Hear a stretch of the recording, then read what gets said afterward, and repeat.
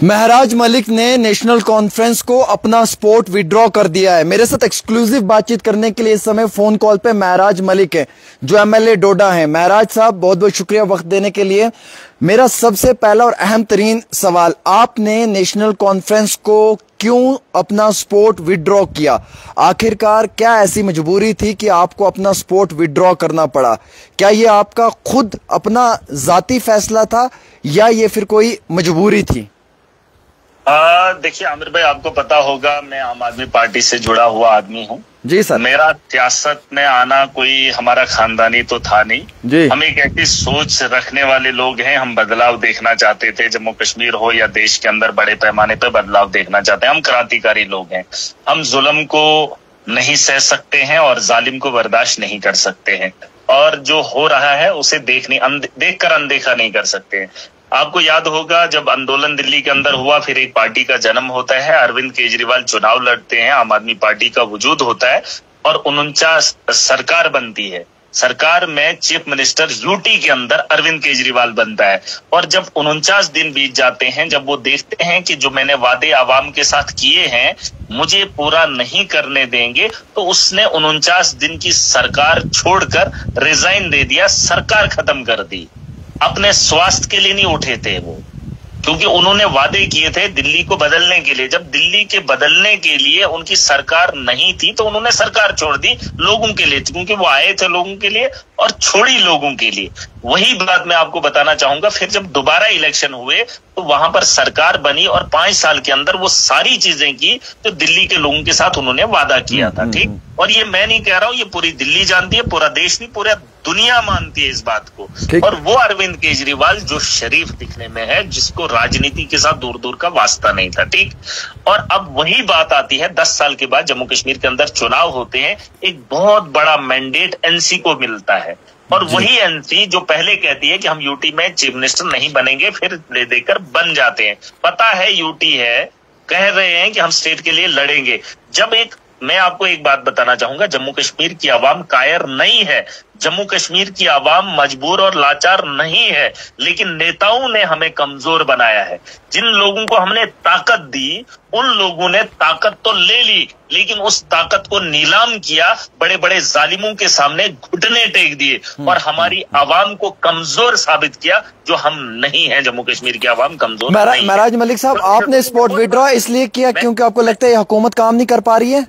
मैं बता रहा हूं, 9 महीने बीत जाते हैं मोदी के खिलाफ लड़ने के लिए, अमित शाह के खिलाफ लड़ने के लिए, भाजपा और आरएसएस की सोच के खिलाफ लड़ने के लिए जम्मू कश्मीर की आवाम ने एक बहुत बड़ा मैंडेट एनसी को दिया था। उनके तलवे चाटने के लिए नहीं, उनसे बातचीत करने के लिए नहीं। बातचीत करने के लिए आपके पास 1 महीना था, 2 महीने थे, 3 महीने थे, आपके पास सुप्रीम कोर्ट है, आपने उनके दरवाजे भी खटखटाए, लेकिन 9 महीने बीत जाते हैं, सब्र का पैमाना भर जाता है और आप दोष दे रहे हैं टीवी में आकर कि यहां आईएएस ऑफिसर नहीं सुनता है। दिल्ली के अंदर भी, यूटी के अंदर, वहां पर अरविंद जी के नहीं सुनवाई होती थी, लेकिन वो हाई कोर्ट जाते थे, सुप्रीम कोर्ट जाते थे, दिल्ली के अवाम के लिए फैसले लाते थे, दिल्ली के अवाम के लिए फैसले लाते थे और उन्हें जमीनी सतह पर इंप्लीमेंट करते थे। आपको लगता है उमर अब्दुल्ला साहब बीजेपी के इशारों पे नाच रहे हैं जम्मू कश्मीर में? नहीं, मुझे बताइए, हमने कमजोर आदमी को वोट नहीं दिया था, हमने ताकत दी है।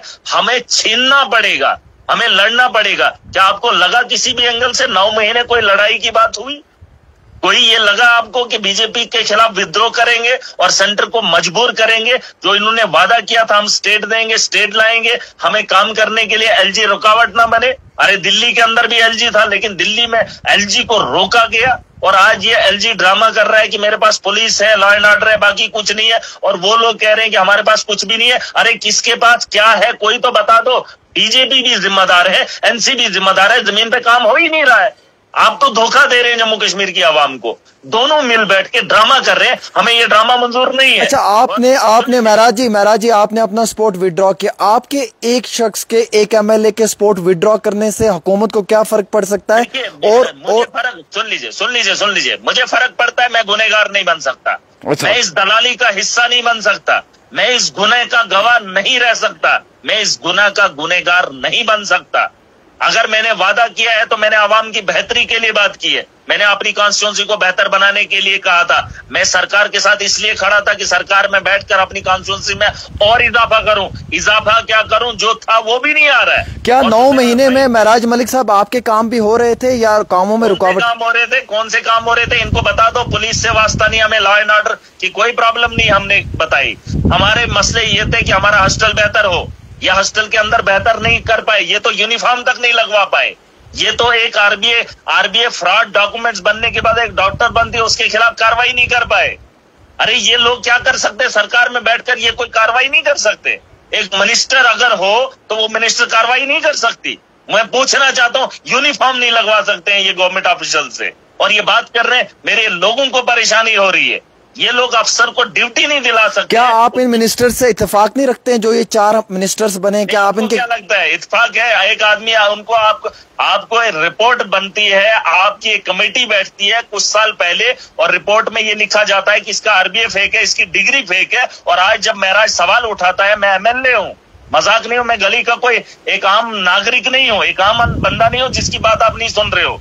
मैं एक एमएलए हूं, मुझे कॉन्स्टिट्यूंसी ने जिम्मेदारी दी है और मैं सरकार का हिस्सा हूं। उसके बाद भी अगर आप डॉक्टर के खिलाफ कार्रवाई नहीं कर सकते हो तो आपकी सरकार क्या है?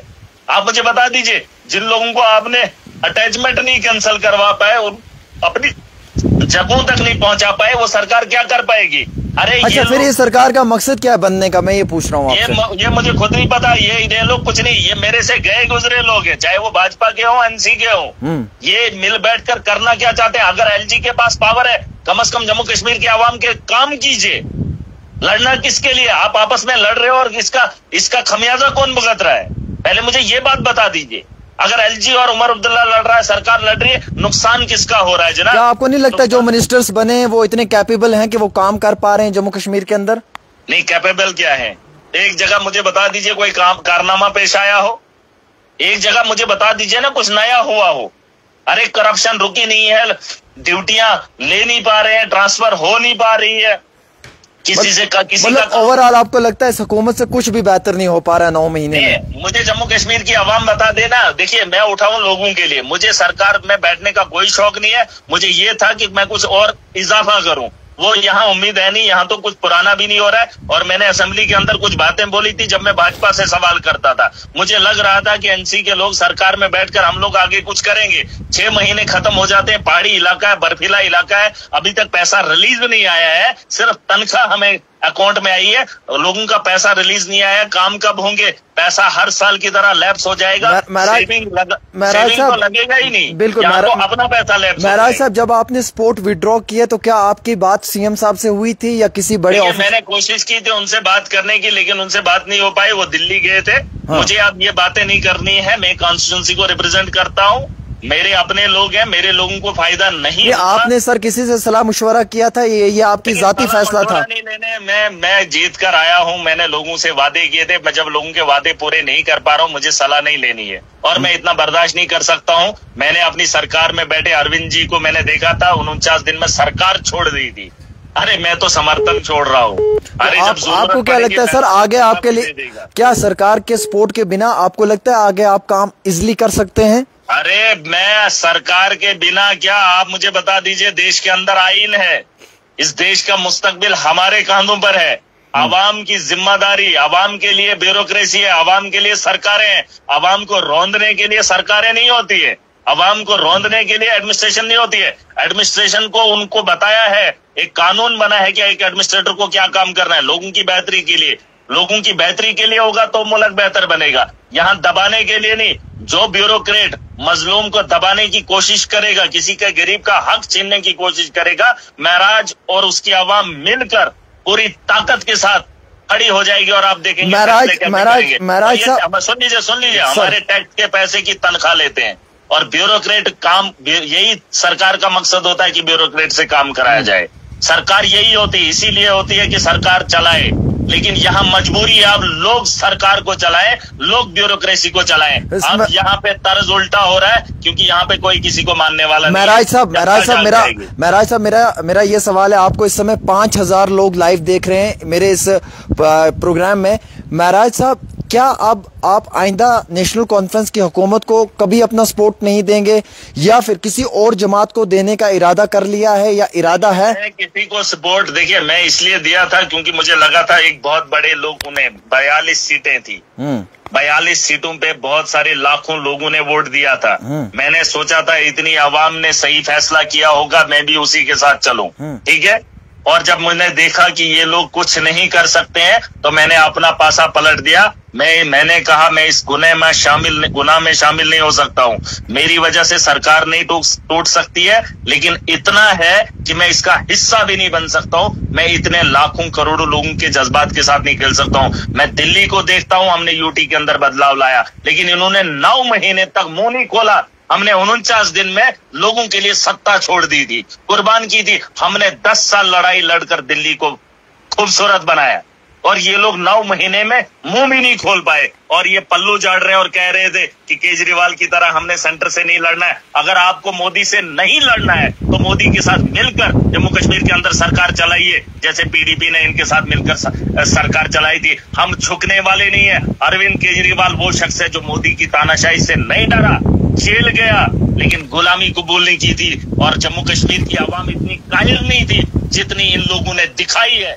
मोदी के सामने घुटने टेकने के लिए वोट नहीं दिए थे, मोदी को रोकने के लिए, उसकी तानाशाही को तोड़ने के लिए, उसकी अकल को मजबूर करने के लिए और उसे रोकने के लिए, जम्मू कश्मीर को बेहतर बनाने के लिए एनसी को चुना था, जो मुझे दिख नहीं रहा है। अब ये लड़ाई जम्मू कश्मीर की आवाम खुद लड़ेगी, नौजवान लड़ेगा। अरे इनसे नौकरियां नहीं मांगी थी, इनसे ट्रांसपेरेंसी मांगी थी, इनसे ये मांगा था स्कूल बेहतर बने, हॉस्टल बेहतर बने, बिजली का निजाम बेहतर बने, पानी जो है बेहतर लोगों को मिले। यहाँ तो जल जीवन के अंदर इतना घोटाला था, उसकी इंक्वायरी नहीं कर पाए। ये लोग क्या ही करेंगे। मैंने कहा एक डॉक्टर को यूनिफॉर्म लगाने में कमजोर रहे, नाअहल रहे, एक डॉक्टर के खिलाफ कार्रवाई नहीं कर पाते। अरे ऐसी सरकार को क्या करना, हम जड़ से उखाड़ फेंकेंगे। जो जम्मू कश्मीर में हो या मेरी कॉन्स्टिट्यूंसी के अंदर मेरी आवाम के साथ खिलवाड़ करेगा, पूरी ताकत के साथ उसे यहाँ से निकालने में कोई भी कसर नहीं छोड़ेंगे। अब देखेंगे आप आने वाले कल में कि काम कैसे होते हैं। जो टैक्स से हमारी तनख्वाह लेगा और अपने बच्चों को पालने का काम करेगा, उसे जनता को जगाकर उससे काम लेने के लिए बहुत शुक्रिया महराज मलिक जी, बहुत शुक्रिया अपना वक्त देने के लिए। मेरे साथ महराज मलिक एमएलए डोडा हैं, जिन्होंने अपना सपोर्ट विड्रॉ कर दिया है। नेशनल कॉन्फ्रेंस की हुकूमत के साथ अभी तक थे, लेकिन जस्ट अभी इन्होंने अपना सपोर्ट विड्रॉ किया। एक्सक्लूसिव डेली तस्कीन पे पहले इन्होंने बात की है और इस बातचीत के अंदर इन्होंने खुलासा पेश किया उमर अब्दुल्ला की हुकूमत में कमोपेश 9 महीने में कोई काम काज नहीं हुआ। कबल अज वक्त इन्होंने ये सपोर्ट इसलिए विड्रॉ किया क्योंकि इन्हें महसूस हुआ कि अवाम के वादों के साथ वादा खिलाफी हो रही है और अवाम को बेवकूफ़ बनाने की कोशिश की जा रही है। हुकूमत पे दावा पेश किया कि हुकूमत ने जो वादे किए हैं वो वादे पूरे नहीं हुए। इल्जामात आयद पेश करते हुए एमएलए डोडा महराज मलिक ने आज अपना सपोर्ट विड्रॉ किया है और कहा है कि इस हुकूमत से कुछ भी नहीं हो रहा है, ये सिर्फ अमित शाह और प्राइम मिनिस्टर नरेंद्र मोदी के कहने पे ही काम कर रही है, बल्कि उनके खिलाफ नहीं लड़ रही है। इस तरीके के इल्जामात आयद किए हैं और इन इल्जामात के बाद इन्होंने अब इस हुकूमत को अलविदा किया है। अब अगला मुस्तकबिल का कल क्या रहेगा महराज मलिक का, ये हम नहीं जानते हैं, लेकिन फिलहाल नेशनल कॉन्फ्रेंस को अपना सपोर्ट विड्रॉ करते हुए जम्मू कश्मीर के 9 महीने के इस हुकूमत में पहला एमएलए डोडा महराज मलिक।